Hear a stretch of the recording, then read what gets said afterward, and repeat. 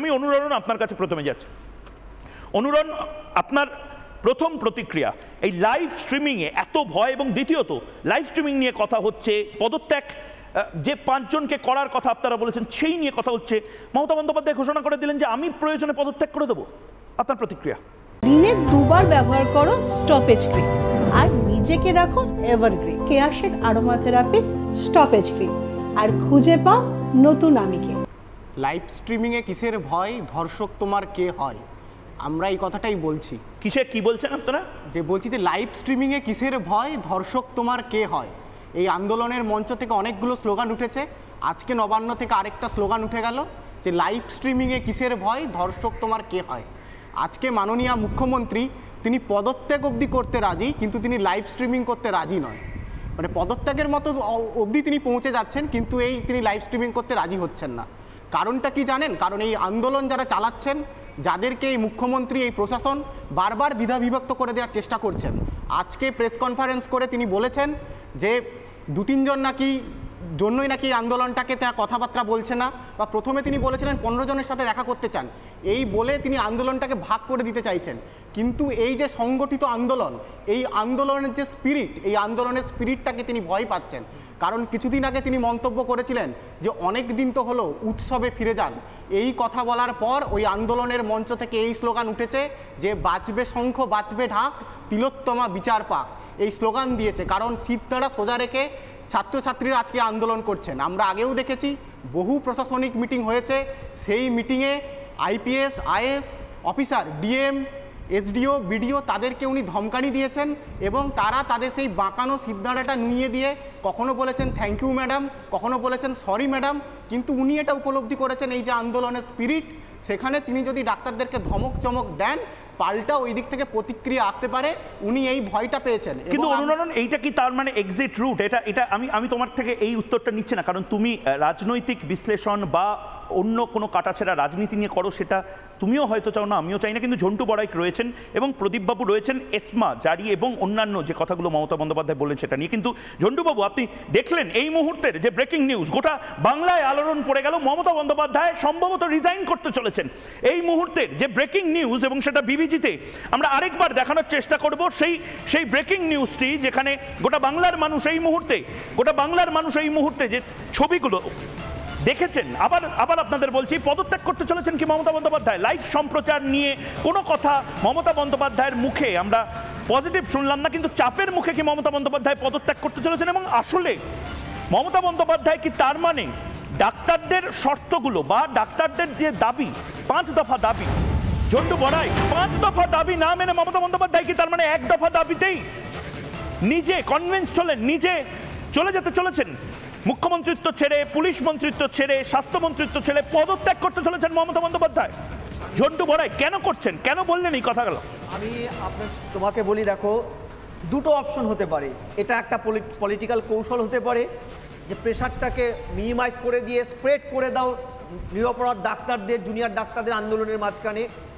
আর দ্বিতীয়, এই একটা কথা বলে নিয়ে তিনি এন্টার ব্যবস্থাটার অভিমুখটাকে ঘোরানো, এই স্বতঃস্ফূর্ত আন্দোলনের অভিমুখটাকে ঘুরিয়ে দেওয়ার জন্য তিনি উৎসব, মৎসব, কত কিছু বলেছেন। আমি তোমাকে বলি কেন মমতা ব্যানার্জি এগুলো বলছেন। মমতা ব্যানার্জি এই মুহূর্তে অপশনলেস, এই কারণে, তুমি যে আসমার কথা বলেছিলে তার আগে আমি একটা কথা বলি।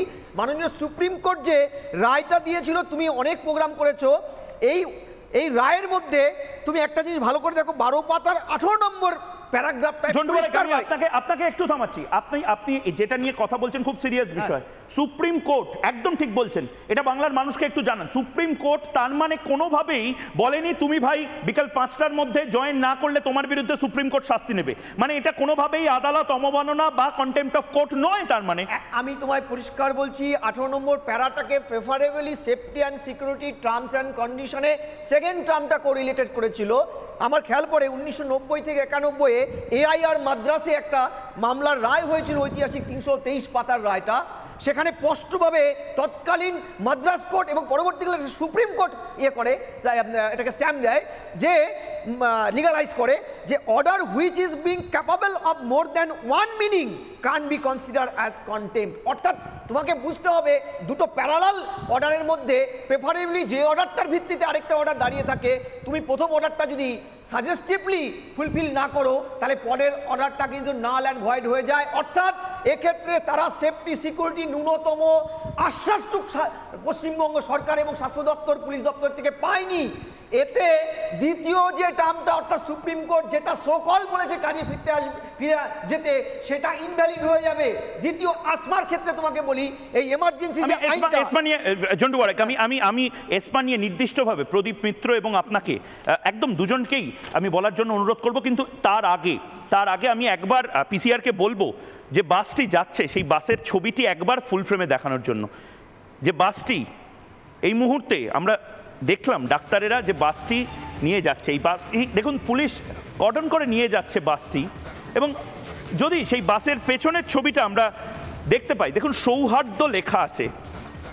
এটাও বোধহয় কাল সকালবেলা সংবাদ মাধ্যম এবং সংবাদপত্রের প্রথম পাতায় ছবি দেখা যাবে। দেখুন বাসটার নাম সৌহার্দ্য লেখা বাস নিয়ে ডাক্তারবাবুরা এলেন, কিন্তু সৌহার্দ্যপূর্ণ আলোচনা করতে পারলেন না মুখ্যমন্ত্রী মমতা বন্দ্যোপাধ্যায়ের সাথে। সৌহার্দ্য লেখা এই বাস, এই মুহূর্তে দেখুন সেই বাস, সৌহার্দ্য লেখা বাস এবং সৌহার্দ্যপূর্ণ সম্পর্কই তো থাকা উচিত মুখ্যমন্ত্রী এবং রাজ্যের চিকিৎসকদের মধ্যে।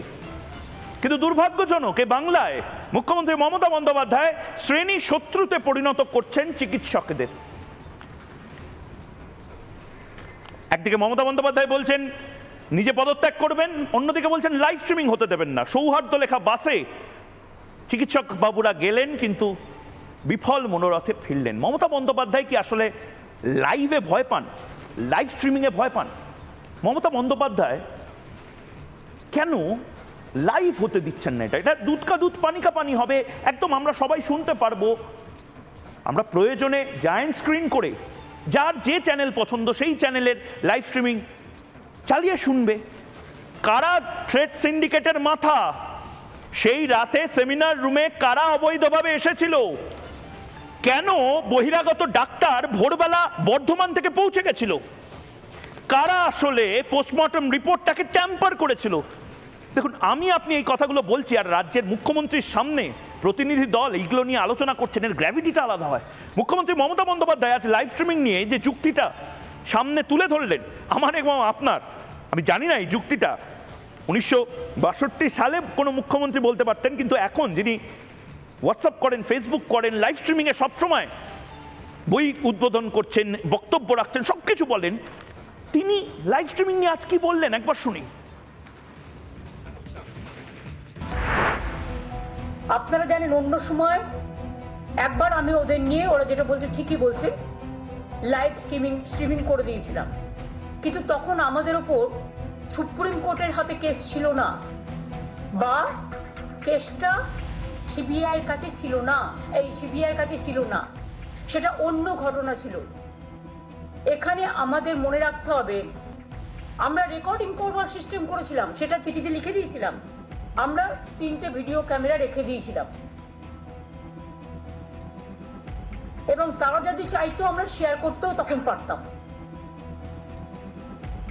সুপ্রিম কোর্টের পারমিশন নিয়ে। কিন্তু ভিডিওতে টোটালটাই রেকর্ডিং করার ব্যবস্থা হয়েছিল। ডাইরেক্ট সুপ্রিম কোর্ট যেটা লাইভ টেলিকাস্ট করতে পারে, আমরা পারি না। তার কারণ হচ্ছে it is not the judiciary. আর যখন একটা বিচারের ব্যবস্থা, highest supreme court, highest judiciary, সেখানে কেস চলছে, কেস বিচারাধীন, এবং কেসটা সিবিআই দেখছেন, আপনারা জানেন তারা লাইভ করতে পারেন, কিন্তু মিডিয়া পর্যন্ত মিডিয়া ট্রায়াল করতে পারে না, সেফটি সিকিউরিটি এবং কেসের ব্যাপারে আলোচনা করতে পারে না। এমনি আলোচনা করতে পারে, কিন্তু যে ইনভেস্টিগেশন হচ্ছে, ইনভেস্টিগেশন সম্বন্ধে আলোচনা করতে পারে না। এটা বিচারের রায় আছে।